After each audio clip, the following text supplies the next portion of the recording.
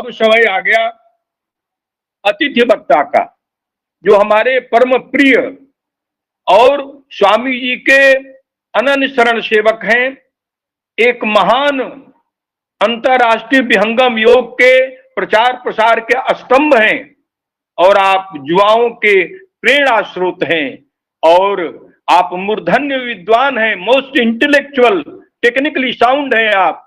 आपका स्वामी जी के चरण में प्रचार प्रसार में पूर्ण जीवन समर्पित है।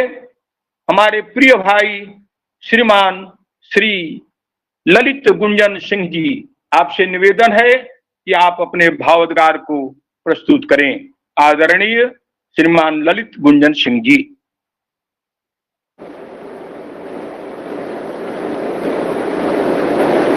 या निशा सर्वभूतानां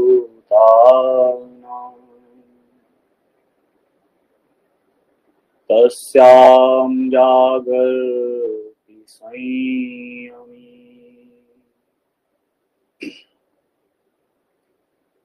यस्यां जागृति भूतानि सा निशा पश्यतो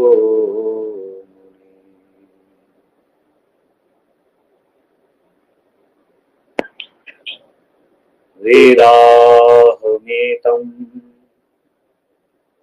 पुरुषं महान्तम् आदित्यवर्णं तमसः परस्तात् तमेव विदित्वाति मृत्युमेति नान्यः पन्था विद्यते न।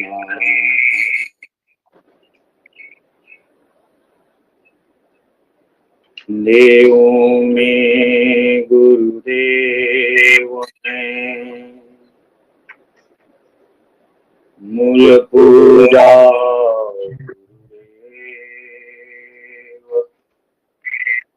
गुणानुवाद गुरु रूप है वर सेवा गुरु से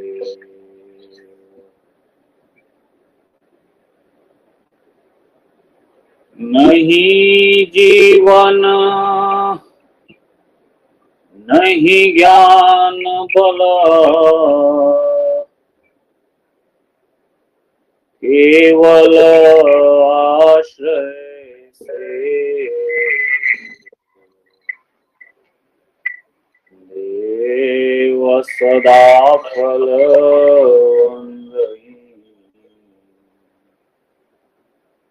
नमो नमो गुरुदेव।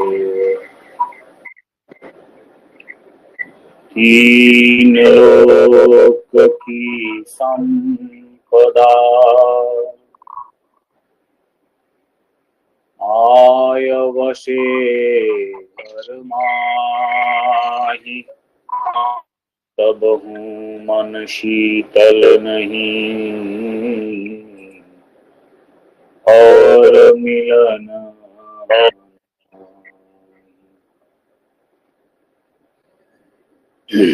यत्र तत्र सर्वत्र विद्यमान सद्गुरु महाप्रभु परमाराध्य के चरणों में कोटिशः नमन। मन संचालक महोदय एवं उत्तर प्रदेश की पावन धरती से संचालित इस ऑनलाइन सत्संग से जुड़े सभी गुरु भाई बहनों को मेरा सादर प्रणाम एवं जय सद्गुरुदेव। इस ऑनलाइन सत्संग के माध्यम से सद्गुरु के ज्ञान की धारा, उनके प्रकाश, उनके संस्मरण पर दोहराने का आदेश मुझे प्राप्त हुआ है। ज्ञान तो गुरु का है, हम लोग दोहराते हैं। गुरु की महिमा का बखान करते हैं, उसी को सत्संग कहते हैं। जिन्होंने कहा कि निज अनुभव वर्णन करूं, दिया ज्ञान प्रभु सोय, तेरा है तुझ में रहे, करत समर्पण सोय। जिन्होंने यह कहा, ये उनका अनुभव परक ज्ञान है, और उन्हीं की वाणियों को जब ये वाणी दोहराती है, जब हमारे कर्ण कुहूर उनका श्रवण करते हैं, तो हमारा विकास सुनिश्चित होता है, हमारा उत्थान होता है। बड़ा अद्भुत प्रसंग आया था भजन के माध्यम से, जो गुरु बहन ने गाया और बड़ा अच्छा विश्लेषण किया हमारे मन संचालक महोदय जी ने। बीचे ही में मिली सब, बीचे छूटी गई है। कितना बड़ा, कैसा वैराग्य को, कैसी वैराग्य को जगाने वाली वाणी है ये। नाव पथिक संयोग, नाव एक किनारे लगती है, सभी उस पे चढ़ जाते हैं, आपस में हंसते बोलते हैं। तब तक समय आ जाता है उतरने का, नाव दूसरे किनारे लग जाती है। सभी आपस में पुनः मिलने का वादा करते हुए कभी न मिलने के लिए अपने अपने घर को चल देते हैं। यही सत्य है, यही सत्य है।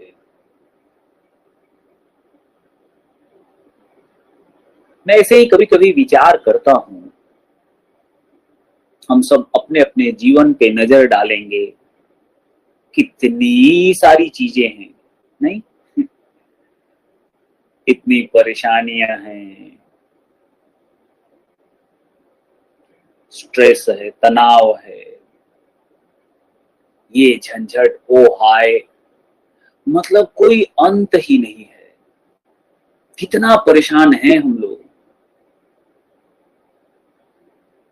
जब हम लोग मूवीज देखते हैं, सिनेमा देखते हैं, महाभारत देखते हैं, रामायण देखते हैं, महाभारत को देखिए, पूरा प्रपंच कितना रचा गया। अंत में जो विजय हुई सबके रक्त पर, और विजय के बाद जब सिंहासन पर प्रतिष्ठित होने आते हैं, तनिक वहां पर हम उपस्थित होकर सोचें, क्या मिला? इसी तरह हम अपने जीवन में रोज महाभारत किसी न किसी रूप में झेलते हैं, और एक दिन आ जाता है जब बैंगलोर में हम लोग शुरू में गुरुदया से प्रचार में थे। बैंगलोर सदगुरु का दिया हुआ मेरा कर्म भूमि रहा है। मैं प्रार्थना करूंगा सब लोगों से कि जो लोग हो सके अपने माइक को म्यूट कर लेंगे तो अच्छा रहेगा। थोड़ी थोड़ी आवाजें जो आ रही हैं नहीं आएंगी, सभी लोग अपना म्यूट करके रहेंगे तो अच्छा रहेगा। तो जब हम लोग बैंगलोर में थे तो वहां पर एक बिहार भवन था। बिहार भवन के जो ट्रेजरर थे, कोषाध्यक्ष, एक बड़े सम्माननीय वहां के व्यक्तित्व थे, सीए थे, चार्टर्ड अकाउंटेंट, वृद्ध थे अवश्य में, और बड़ा सम्मान था, लोग उनकी इज्जत करते थे। और जब हम लोग तो बच्चे थे, हम लोग की उम्र 25-26 साल थी, तो हम लोग अपने ज्ञान के प्रचार के लालच में वहां पर मिलते थे उन लोगों से। उन्हें भी अच्छे लगते थे हम लोग कि ये यंग बच्चे, जहां और लोग शराब पीते हैं, क्या क्या करते हैं जीवन में, ये लोग तो कुछ लोग अच्छा कर रहा है, अध्यात्म के प्रचार के हिसाब से आया है, तो प्यार करते थे, अच्छा लगता था। लेकिन जब भी हम लोग कहते थे कि आप भी ज्ञान से जुड़िए, उपदेश तो हो ही गया था, आप भी साधना थोड़ा कीजिए, तो हाँ बेटा करते हैं, लेकिन क्या करूं, ये देखो ना इतनी फाइल्स पड़ी रहती है, चाहता हूं करना, लेकिन आरिश मिश्रा नाम था उनका। तो ऐसे ही चलता रहा। कई बार हम लोग मिलते थे, प्रेम देते थे वो पुत्रवत, हम लोग मिलते थे, बातें करते थे, फिर वही रह जाती थी। हम लोग जितना सहयोग भी किए वो, फिर कुछ समय बाद लगा कि अब तो ज्ञान के हिसाब से तो शायद समय नहीं है उनका, तो फिर और कहीं हम लोग व्यस्त हो गए, लंबा समय बीत गया। और फिर सदगुरुदेव भगवान के आगमन का जब समय आया, तो उनको कार्यक्रम का कार्ड देने गए हम लोग घर पे। जब कार्ड देने गए तो घर का दरवाजा किसी और ने खोला, उनके नाम से कार्ड हम लोग दिए, तो वो बोले डबडबा करके, वो तो अब नहीं रहे। मुझे अचानक उनका चेहरा याद आ गया, कैसे बेचैन रहते थे, कहते थे इतनी फाइलें पड़ी हुई हैं, फाइलें तो अभी भी पड़ी होंगी, अब उनको कौन सहेजेगा। ऐसे ही चेहरा ध्यान में आ गया कि कैसे वो फाइलों के बीच में अचानक गिर गए होंगे, हार्ट अटैक हो गया। फाइलें तो पड़ी रह गई, बढ़ती रही, और भी नई फाइलें आती होंगी, हम नहीं रहे।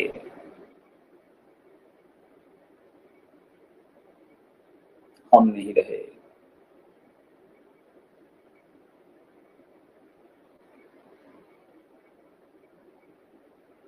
तो बीच ही में मिली सब, बीचे छूटी गई है हो। क्या नाम लीड लगाना पड़ेगा, यहाँ वाला तो यही छूट जाएगा ना, कहाँ मेरे साथ चलेगा। जो मेरे साथ जाएगा उस तरफ ध्यान बहुत कम है या नहीं है, और जो बीचे में छूट जाएगा उसको सहेजने में हम लगे हुए हैं, मूर्छा की हालत में।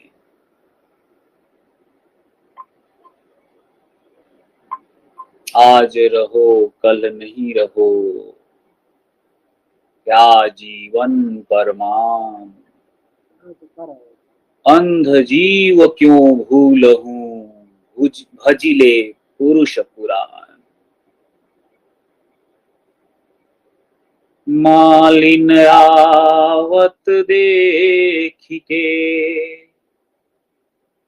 कलियन करे पुकार, खिले खिले चुन लिए, काल हमारी बारी कबीरा, काल हमारी बारी। झूठे सुख को सुख कहे, मानत है मनमोद, जगत चबेना काल का, कुछ मुख में कुछ गोद। यही हमारी सच्चाई है, इससे बेखबर हम नहीं जी सकते।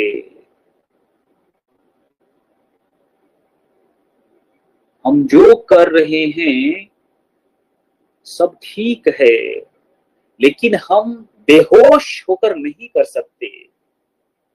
अजरामरो वित्प्रज्ञो विद्यामर्थम च चिन्तयेत् गृहीतो केशेषु मृत्युना धर्ममाचरेत् धर्ममाचरेत्। किसने आपको रोका है? संसार की जो आवश्यक वस्तुएं हैं उनके उपार्जन से किसने रोका है? खूब विद्या का अर्जन करो, खूब अर्थ का उपार्जन करो। कितना करो? तो आर्षवाणियां कह रही हैं कि ऐसे करो जैसे तुम अजर अमर हो। कोई आपको नहीं रोक रहा। संसार में आए हैं, प्रकृति के प्रवाह में हैं, तो प्रकृति में जीना है तो प्रकृति के गलियारों से गुजर के ही जाना पड़ेगा। प्रकृति के गलियारों को छोड़कर कोई साधु नहीं हुआ। प्रकृति के गलियारों से गुजरना है, गुजरना ही होगा। तो कौन कहता है कि ठीक से मत गुजरो? स्वामी जी की वाणी है कि अध्यात्म तो पाना ही है। प्रकृति में भी किसी से पीछे नहीं रहना है। प्रकृति में पीछे नहीं रहना है। तो अध्यात्म का ये संदेश कौन कहता है कि सब छोड़ दो, गिरवा पहन लो, जंगल चले जाओ? ये तो वर्तमान काल में सब परंपराएं चल पड़ी। साधु का मतलब ही बदल गया।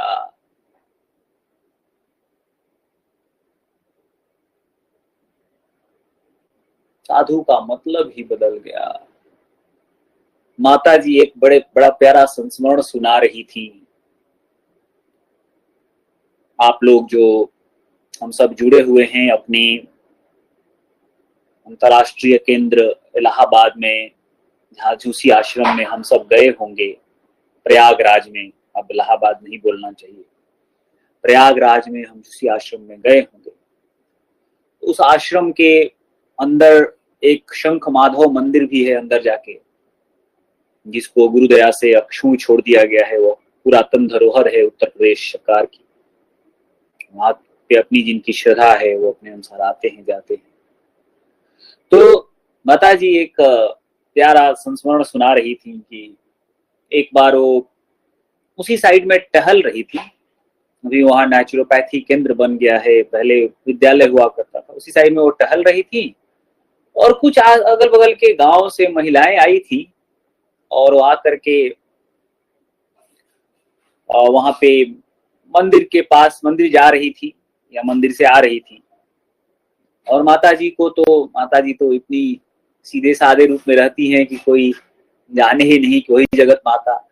तो उनको कोई समझी नहीं, सोची वो भी कोई आई होंगी दर्शन। तो आपस में ऐसे ही बात कर रही थी और माता जी बोली कि मैं बगल से गुजर रही थी और मैं सुनी। तो लोग कह रही थी, क्या जानते हो ये जो मठ है ना, आश्रम मठ, इनके जो मठ वाले हैं ना, पता नहीं कैसे साधु हैं। इनका तो परिवार भी है, बच्चे भी हैं, बताइए कैसा साधु है पता नहीं। तो बताइए। तो माता जी बोली कि मैं सुनी तो मैं धीरे से पूछे उनसे, अच्छा आप लोग किनका पूजा करती हैं? तो बोले हम लोग शिव जी की पूजा करते हैं। शिव जी की पूजा करते हैं? सोची कि क्यों पूछ रही है, यही तो ही आई है।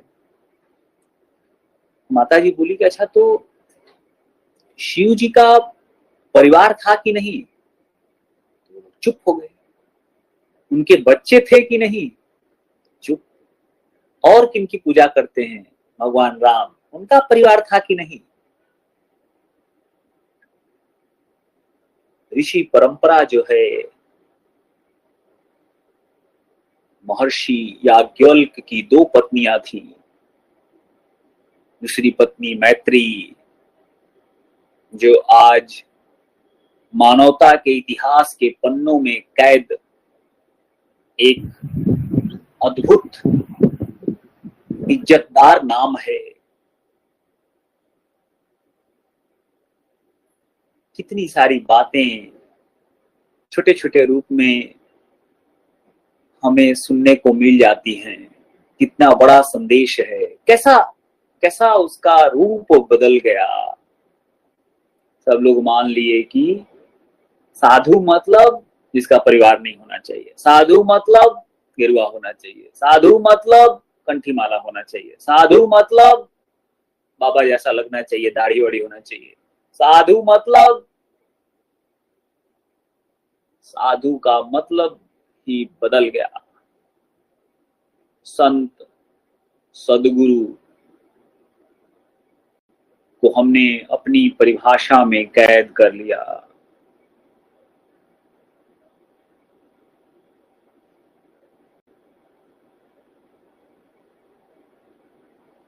क्यों?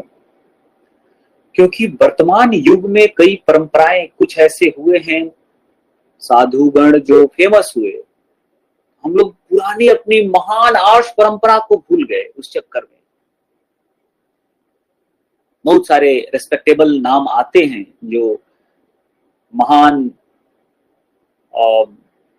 संत हुए हैं भारत की धरती पर वर्तमान युग में भी, लेकिन क्या इसका मतलब हमारी आर्ष परंपरा खो गई, जहां पर महर्षि उद्दालक ज्ञान दिए अपने पुत्र श्वेत केतु को, महान मनु जो राजा सूर्य के पुत्र थे स्वयं, जिनसे मनु से मानव आज हम सब कहला रहे हैं, उन मनु के महान पुत्र इक्ष्वाकु, इक्ष्वाकु का वंश जिनकी परंपरा में राजा रघु आए, राजा रघु की परंपरा में 7वीं पीढ़ी में दशरथ, फिर भगवान राम आए, जिन राम की पूजा करने में हम लोग लग गए और हम भूल गए।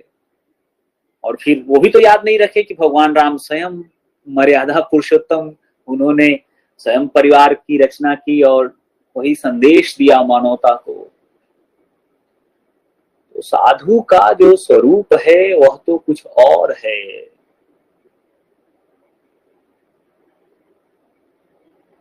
वह कुछ और है, इसका संबंध तो कहीं और से है ना, इसका संबंध कहीं और से है।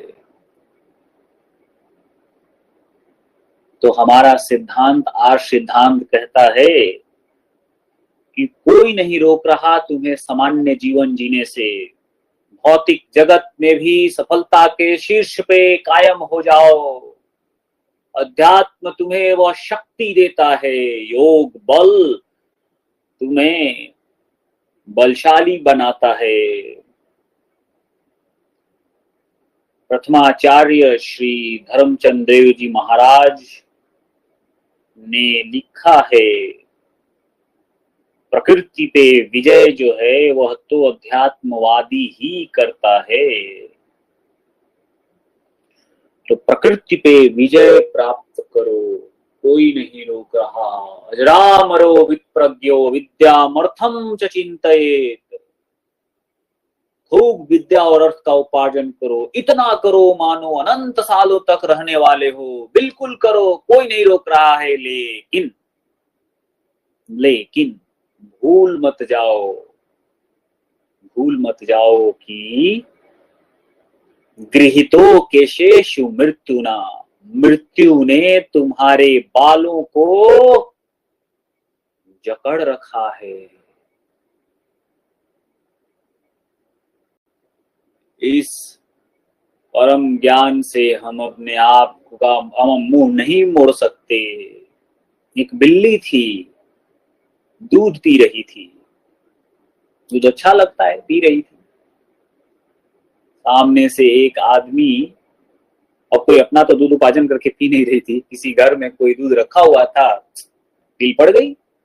और जो घर का मालिक था उसने देखा, अरे तो सत्यानाश कर दी, तो एक डंडा लेके दौड़ा मारने के लिए। बिल्ली ने देखा, अरे बाप रे, ये तो डंडा पति आ रहा है, तो बिल्ली ने घबरा करके आंख बंद कर लिया। आंख बंद कर लिया तो अंधेरा, दिखना बंद, डंडा वाला आदमी अब नहीं है। आहा, मैं आराम से अब दूध पी सकती हूँ करके आराम से वो दूध पीने लगी। टेंशन खत्म। नहीं, टेंशन खत्म। उसके बाद क्या हुआ होगा मुझे बताने की जरूरत तो है नहीं। तो मनुष्य जो है वह कैसे जी रहा है? उस बिल्ली की तरह जी रहा है। आंखें इस कदर बंद कर लिया है, अपनी मृत्यु से जो अवश्यंभावी है, इस कदर जी रहा है मानो वह यही रहने वाला है। नहीं तो सदगुरु स्वतंत्र देव जी भगवान तभी तो कहते हैं, क्या कहते हैं? सामान 100 साल का है, पल की खबर नहीं है, पल की खबर नहीं है।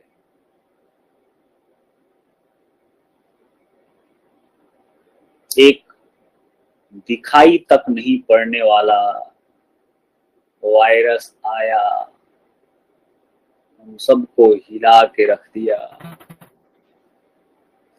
सारी व्यवस्था तहस नहस कर दिया, मानवता कराह उठी। वायरस के 2 दिन पहले का जरा सोचिए तो क्या चल रहा था। गलियों में भीड़ थी, मारा मारी थी, रोड पर पी पा से अधिक कुछ नहीं। दिल्ली की हवाएं जो थी वो रुठ गई थी, मानो हवाओं ने सांस लेना बंद कर दिया था।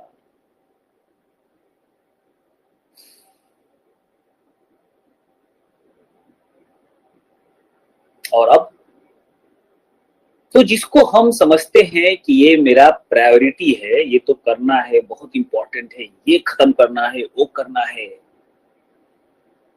एक सबसे ऊपर की प्रायोरिटी है, प्रायोरिटी लिस्ट में टॉप पे आता है। क्या है वो? याद रखना कि गृहीतो के शेष मृत्यु ना, मृत्यु ने हमारे बालों को जकड़ रखा है, ये नहीं भूल सकते। ये भुला दिया तो खत्म कहानी। कोई भी अगला पल आया और हम मृत्यु के ग्रास बन गए तो बड़ी दारुणिक स्थिति है।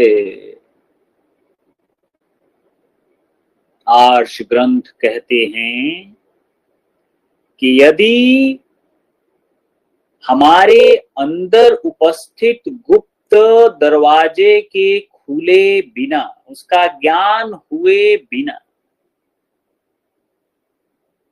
हम यदि इस संसार से कूच कर गए तो पुनरपि मरणम पुनरपि जन्मम, यह एक प्रक्रिया में हम फंसे हुए हैं। मृत्यु के बाद अंतरिक्ष में भटकना होता है, समय काल से कोई शरीर मिलता है। अब बुकिंग जिस चीज का अवेलेबल रहेगा वही मिलेगा ना, तो कभी कुत्ता, कभी बिल्ली, कभी कोरोना भी हम बन सकते हैं, और बहुत लकी हुए तो उच्च योनियों में जाते हैं और ईश्वर की अपार करुणा बरसती है तो कभी कभी मानव का शरीर पुनः मिल जाता है। सामान्य तौर पे जब मृत्यु होती है तो हम अंतरिक्ष को गमन करते हैं, अंतरिक्ष से बादल, बारिश, के साथ हम आते हैं। लकी हुए तो पौधे में प्रवेश करते हैं, लकी हुए तो हमारा सब्जी बन सकता है, लकी हुए तो पुरुष के शरीर में आए, लकी हुए तो वह शरीर के लंबी प्रक्रिया के पार्ट बन करके क्या क्या होता है, मांस रुधिर बनता है, मांस बनता है, मज्जा बनता है, उसको मैरो बोलते हैं। ये सब होते हुए अंत में हम यदि पुरुष के मूल अंग में आ गए तो अभी भी जंग जारी है। उसके बाद जब स्त्री पुरुष का मिलन होता है तो उसमें कहते हैं कि 1.5 करोड़ हमारे जैसी आत्माएं वहां पर फाइट करती हैं और उसमें एक कोई खुशनसीब होता है जो हम और आप हैं, जिसको यह शरीर मिल जाता है, जिसे मानव कहा जाता है। इसीलिए उत्तरकांड में भगवान राम ने बुलाकर प्रजा को क्या कहा, बड़ भाग मानुष तन पावा, सुर दुर्लभ सद ग्रंथन गावा। क्यों? साधन धाम मोक्ष कर द्वारा, पाही न जेहि पर लोक संवारा।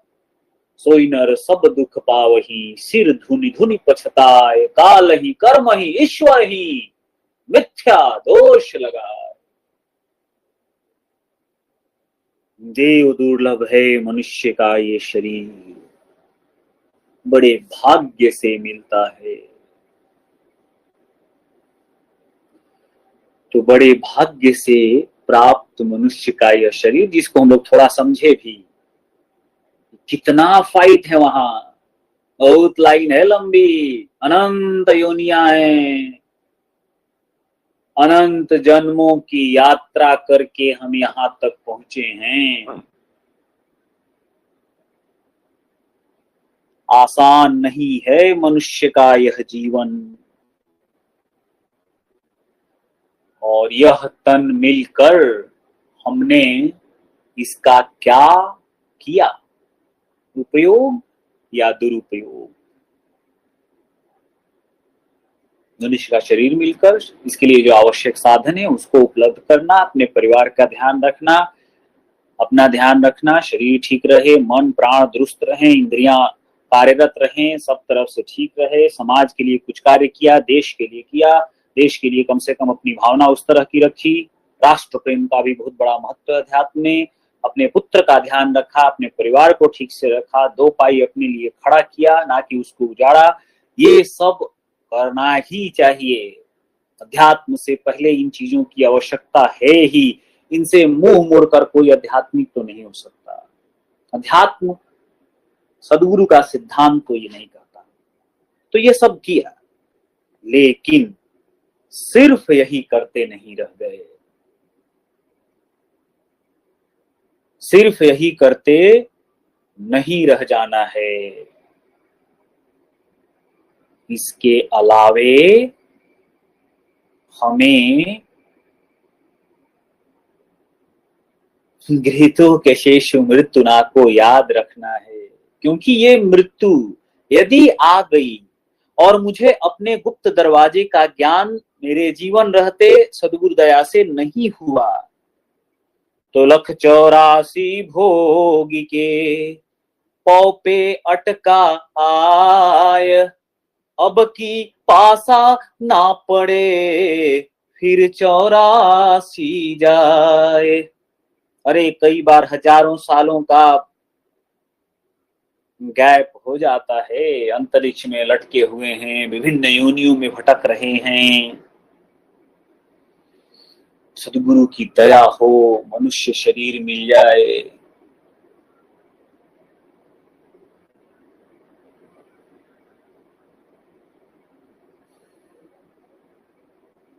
वर्तमान सद्गुरुदेव के समय का एक संस्मरण जो आप सब सुने होंगे।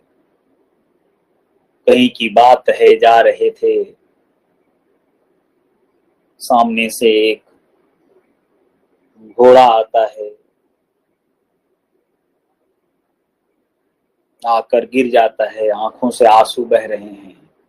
स्वामी जी बोलते हैं कि तो मैं क्या करूं, तुमको तो कहा था कि भजन कर लो, तुम ही नहीं माने। और जोर से आंसू आते हैं उसको। स्वामी जी उसके हाथ, सिर पर हाथ फेरते हैं और कहते हैं ठीक है, तुम्हारा कल्याण हो। और स्वामी जी चल देते हैं और पीछे से खबर आती है कि वो अब नहीं रहा घोड़ा। ऐसा 3-4 घटना है एक्चुअली, वस्तुतः हुआ है अलग अलग जीवों के साथ। तो ये तो सद्गुरु की करुणा है, उसने दया कर दिया। लेकिन वस्तुतः तो बड़ा कठिन है। तो मनुष्य का यह शरीर मिले बहुत बड़ी बात है। और इसको मिलकर जिस कारण से ये मिला, उसी कारण को भूलकर हम कैसे जी सकते हैं? कितने बेवकूफ हैं, कैसे जी सकते? ऐसी बेवकूफी हम कैसे कर सकते हैं? इसको याद रखते हुए धर्ममाचरेत, उस धर्म का आचरण करें जिस धर्म के द्वारा इस मृत्यु की पर विजय प्राप्त किया जाता है। योगः कर्मसु कौशलम, इस संसार में भी अपने कार्य को ठीक से कराने की जो शक्ति दे, कला दे, उसको भी योग कहते हैं। और इसके साथ साथ मृत्यु के विज्ञान को जो अनावृत कर दे,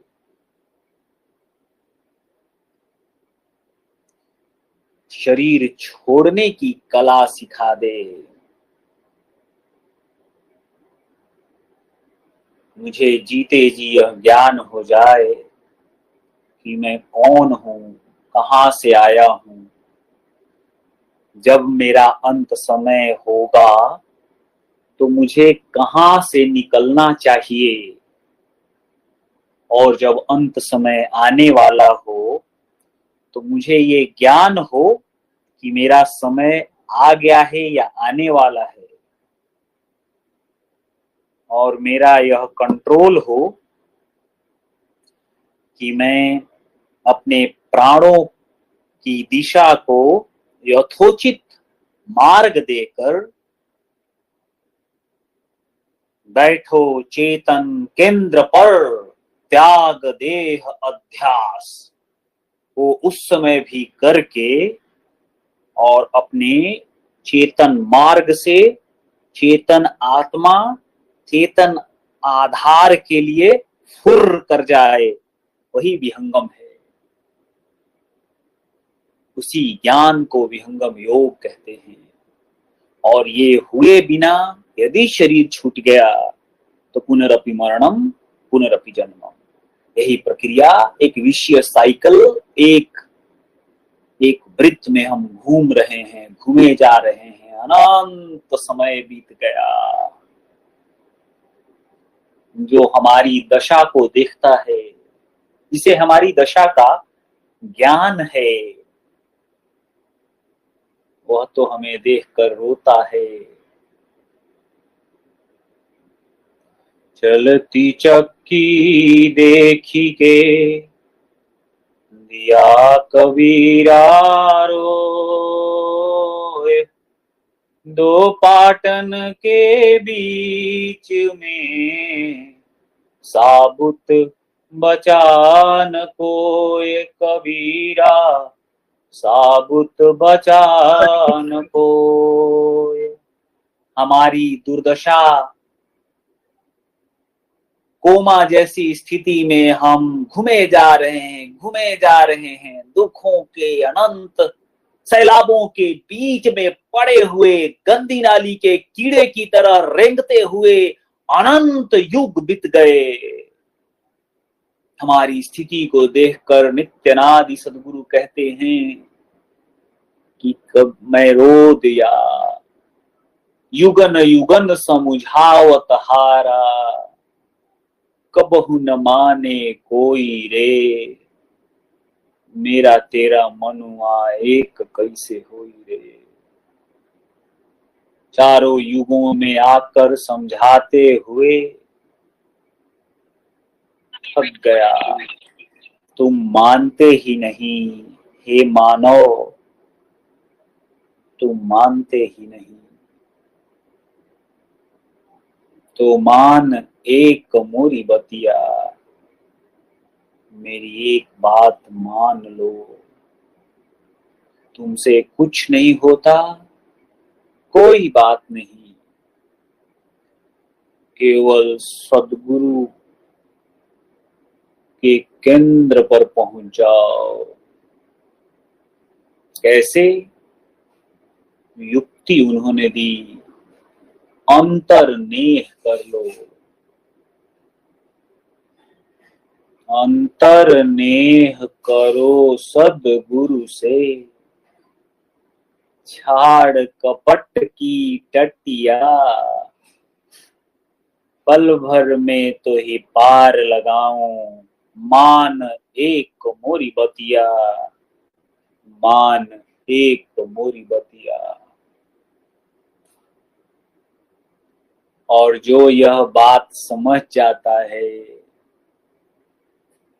ढाई आखर प्रेम का पढ़े सो पंडित होए, जो ऐसा पंडित बन जाता है, वो क्या कहता है? साहेब का ही एक शिष्य, एक अद्भुत शिष्य हुए हैं जिनको पुत्रवत प्रेम देते थे, का नाम था कमाल। तो साहेब बोले कि चलती चक्की देखी के दिया कबीरा रोए, दो पाटन के बीच में साबुत बचा न होए। तो साहेब का ही परम शिष्य, अनन्य शरण शिष्य, पुत्रवत कमाल क्या कहते हैं? चलती चक्की देखी के हंसा कमाल ठठाए, हंसा कमाल ठठाए, कीली से लागा रहे, सो क्यों पीसा जाए कमाल, सो क्यों पीसा जाए। जाति तो हम सब जानते ही हैं, मॉडर्न जगत में इधर समझाना बड़ा कठिन होता है, उसको भी समझाना पड़ता है। चलिए यहाँ तो कम से कम जरूरत नहीं है। तो जाति जो होता है, जो जाता, जो हम लोग इसमें आटा गेहूं पीसते हैं, तो कहते हैं कि उसकी कीली के पास जो गेहूं चला गया, बाकी समय तो गेहूं जौ सब पिस जाएगा, लेकिन उड़ते हुए गलती से या सही से गेहूं यदि कीली के पास चला गया तो जाता चलता रहेगा, चलता रहेगा, चलता रहेगा, और कीली से लगा रहे, सो क्यों पीसा जाए, वह नहीं पिसता, वह कीली से लगा हुआ सुरक्षित हंसता है ठठाकर। जीवन मृत्यु सुख दुख इन सब के चक्रव्यूह से बाहर खड़ा है, वो इसी में है, लेकिन इससे अलग है। करे कर्म रहे निष्कर्मी, ऐसी जुगत बतावे, भाई सोई सदगुरु संत कहावे, भाई सोई सदगुरु संत कहावे। जो भोग में योग सिखावे, जो भोग में योग सिखावे, भाई सोई सदगुरु संत कहावे। तो उस सदगुरु का चरण कमल को पकड़ लेना है। कीली के पास पहुंचना है। संसार में रहते हुए जो सद्गुरु का शिष्य है, जो उससे मीनवत प्रेम करता है, उसको यह काल क्या बिगाड़ सकता है। काल चक्र से पृथक हो, काल चक्र को देख, कहाँ जन्म कह मरण है, धोखा जग का पेख। कहाँ है जन्म, कहाँ है मृत्यु, काल के चक्र से पृथक रहकर वह देख रहा है। काल बली जग में रहे, मृत्यु न व्यापे ताहि, दशवां द्वारा खोली कर, जब चाहे तब जाहि। कैसा जीवन होगा वो, कैसा जीवन होगा। सद्गुरु ने कैसे जीवन की गाथा हमें दे दी है। और वो कहते हैं कि यह जीवन आप जी सकते हो, आपको हक है। और आपको ऐसा सद्गुरु मिला, वह आपको इस जीवन को जीने के काबिल बना देगा। बस मान एक मोरी बतिया। तो हमारा कर्तव्य क्या है? हमारा कर्तव्य है उसकी एक वह बात मानना। प्रेम का क्या मतलब होता है? सद्गुरु की आज्ञा नियम में रहना।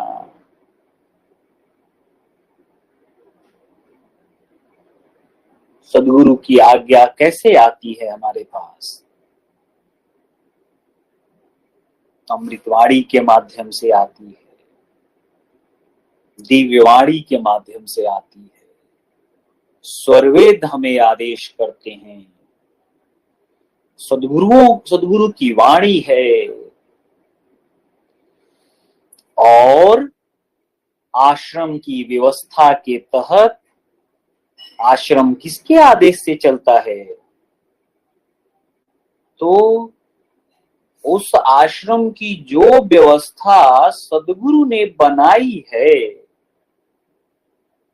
उस व्यवस्था के तहत उस व्यवस्था को प्रणाम करने का साहस शब्द मैंने इसलिए कहा कि कई बार हमें ये लगता है कि फला पदाधिकारी उपदेष्टा ठीक नहीं है।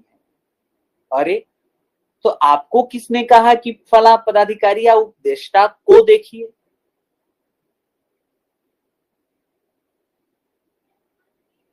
अष्टावक्र महोदय का शरीर 8 जगह से वक्र था।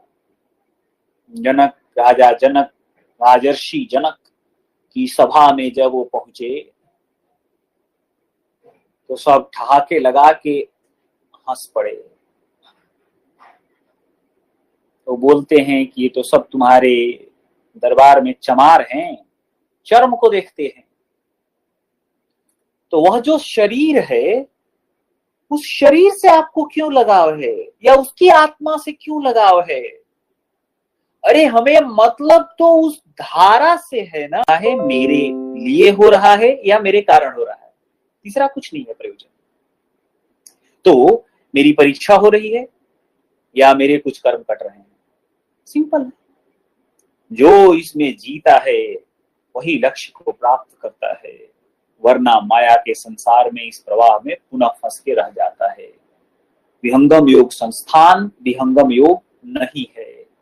विहंगम योग संस्थान एक संस्थान है, और इसमें सद्गुरु से प्रार्थना करके, सद्गुरु के दया को याद करके, उनके आदेश निर्देश चाहे जिस मुख से आ रहे हों, उसके तहत अपने जीवन को ये सोचकर यापन करने का कि यदि कुछ गड़बड़ सामने वाला बताया होगा तो मेरा सद्गुरु अंतर्यामी सर्वशक्तिमान आकर मुझे सही संदेश कहीं न कहीं से पहुंचा देगा।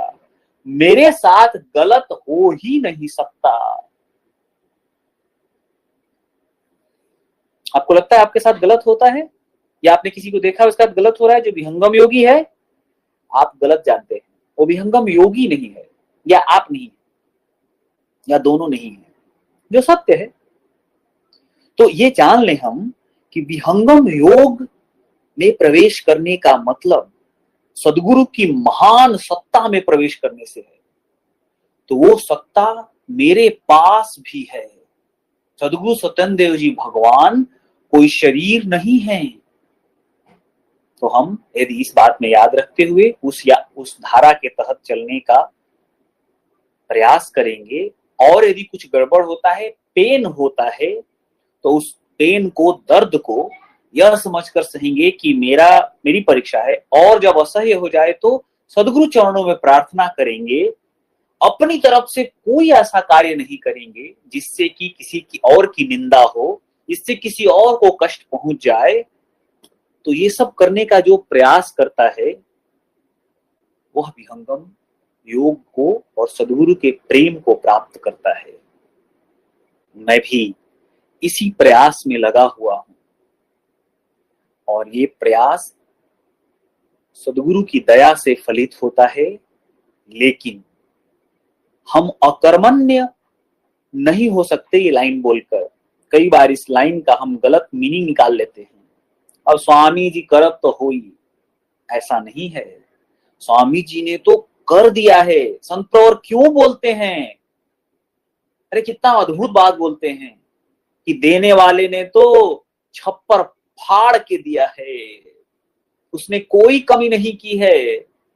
कमी है तो हमारी है। किस चीज की कमी है? हमारे समर्पण में कमी है, और किस चीज की कमी नहीं है। हम बर्तन मांजे, उसमें थोड़ा दाग रह गया ना, तो कोई बात नहीं। लेकिन डांट सुन रहे हैं हम, और हम मान रहे हैं कि हमको डांट नहीं सुनना चाहिए, हमको कोई कैसे डांट सकता है, ये गड़बड़ है। डांट गलत किए हैं, डांट पड़ा, तो ये स्वीकार करना कि हाँ मेरे अंदर त्रुटि तो है ही, तभी तो मैं प्रकृति में हूं। हे सद्गुरुदेव दया करें, प्रार्थना है कि अगली बार सेवा और ठीक से हो सके। बार बार इस प्रार्थना में जीने का प्रयास करना ही विहंगम योग है।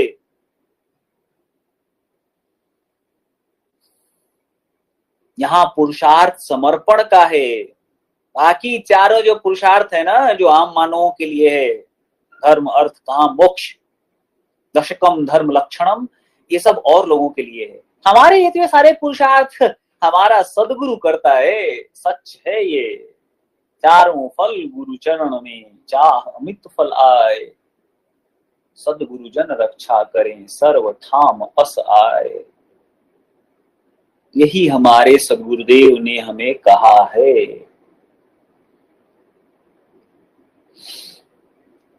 तो बाकी सब पुरुषार्थ हमारे लिए वो करेंगे। मैं पूरे सदगुरु की दया को याद करते हुए सदगुरु के स्वाभिमान से कहता हूं कि मेरे जीवन की चारों व्यवस्थाएं मेरा गुरु करता है। मैं तो अपना सत्यानाश कर लिया होता। ऐसा सदगुरु दया से जीवन में मिला, जिसने जीवन के मायने बदल दिए, जिसने धर्म सिखाया, जिस पे चलने का प्रयास है, उसी की दया से, जिसने आवश्यक अर्थ की व्यवस्था की, जिसने उचित इच्छाओं की पूर्ति की, कर रहा है लगातार, और जो मुझे आपको सबको पता है कि सदगुरु स्वतंत्र देव जी भगवान का एक भी शिष्य मुक्ति द्वार से पहले नहीं रहेगा। आज नहीं कल सब जाएंगे, निश्चित है। ये सदगुरु स्वतंत्र देव जी महाराज की अपार धारा बह रही है, करुणा बह रही है। हम सब जाएंगे, आज नहीं कल। किसी को नहीं छोड़ेंगे। कौन? जो सदगुरु के नियम मर्यादा में रहने के लिए प्रयास लगातार, गिरता है कोई बात नहीं, फिर उठ के प्रयास करता है। शिष्य बनने का लगातार प्रयास लगा हुआ है। जो भी शिष्य है, एक को भी नहीं छोड़ेंगे वो। मैं पूरे होशो हवास में बोल रहा हूं और सदगुरु की दया से, पूरे अधिकार से बोल रहा हूं। हम में से कोई नहीं छूटने वाला है। ये उनकी अपार करुणा है, हमारा इसमें कुछ नहीं है। हम लोग कुछ खास नहीं कर सकते। मूस मोटाई तो लोढ़ा हुई, हाथी थोड़े बन जाएगी। हमारा किला से कुछ ना हुई। वो करता है। ग्लास हम पकड़े होते तो कब का फोड़ दिए होते। हम ग्लास हैं और वो हमको पकड़े हुए है।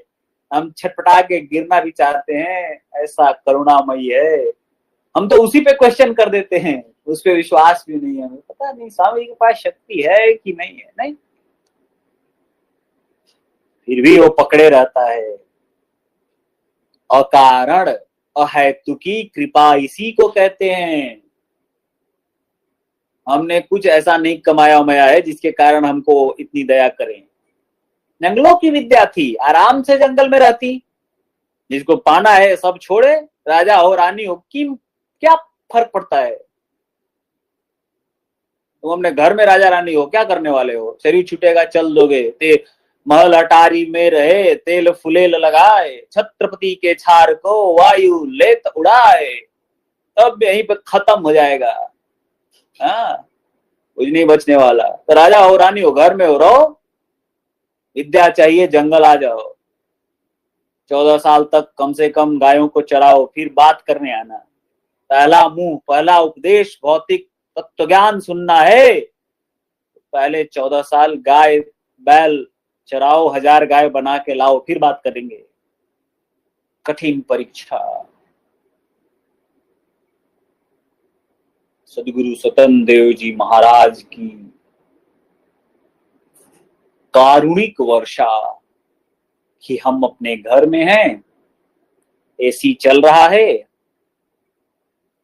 और आराम से सत्संग चल रहा है ब्रह्म विद्या का, और सदगुरु की दया बरस रही है।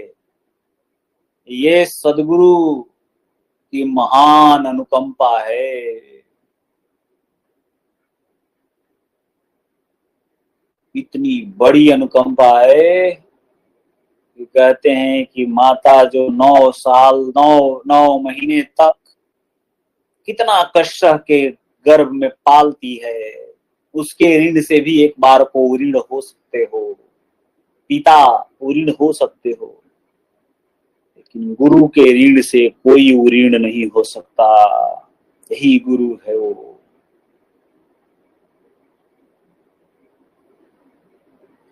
उसी गुरु की दया करुणा की बारिश हम सब पर हो। मैं भी इसी प्रयास में लगा हूं अपने लिए। आप हम सब प्रयासरत हैं। सदगुरु की दया से यह बात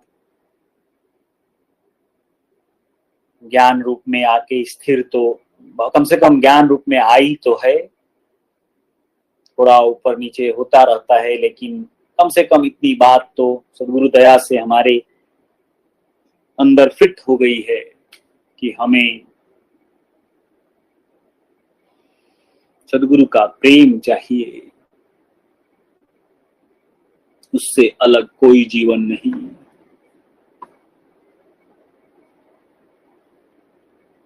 उसके बिना कोई जीवन नहीं। सदगुरु के प्रेम से अलग कोई जीवन नहीं। सब घोर अंधेरा है, बीच ही में मिली सब बीचे छूटी रही है। जो रह जाएगा वो केवल यही है, जो सदगुरु का था प्रेम है। अकारण अहेतुकी कारुणिक वर्षा है। करुणा सम्राट करुणा सागर करुणा से हम सबको सिक्त कर रहा है। बस उस बारिश में स्नान कर लेना है, उससे नहीं चूकना है, क्योंकि ये समय हमेशा नहीं रहता।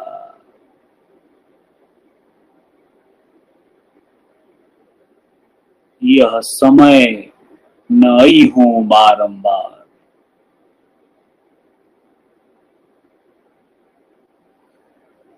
यह समय हमेशा नहीं रहता। आज वह समय है, आज नहीं चुकना है। बंदे जागो रे भई देर, मोह निशा में सोवत बीते, जन्म गए बहुतेर, बंदे जागो रे भई देर।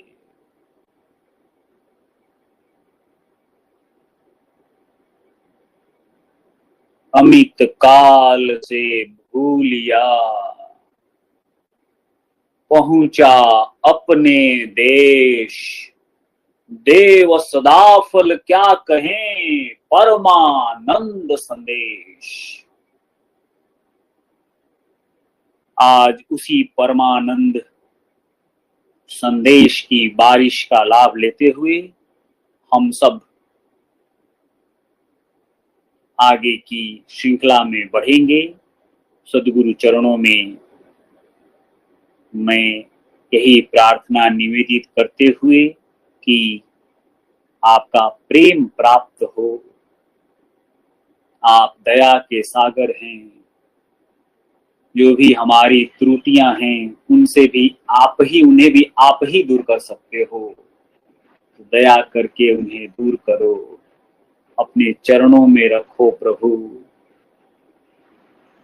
धोबी हो, मेरे मैल को भी दूर करो और अपने प्रेम की बारिश कर दो। हे सद्गुरुदेव, अपने प्रेम की बारिश कर दो। यही प्रार्थना करते हुए सद्गुरु चरणों में मैं अपनी वाणी को अब यहीं पर विराम देता हूँ। बोलिए सद्गुरुदेव भगवान की जय। जय। बहुत बहुत धन्यवाद हमारे प्रिय और आदरणीय गुरु भाई श्री ललित गुंजन सिंह जी, जो अंतर्राष्ट्रीय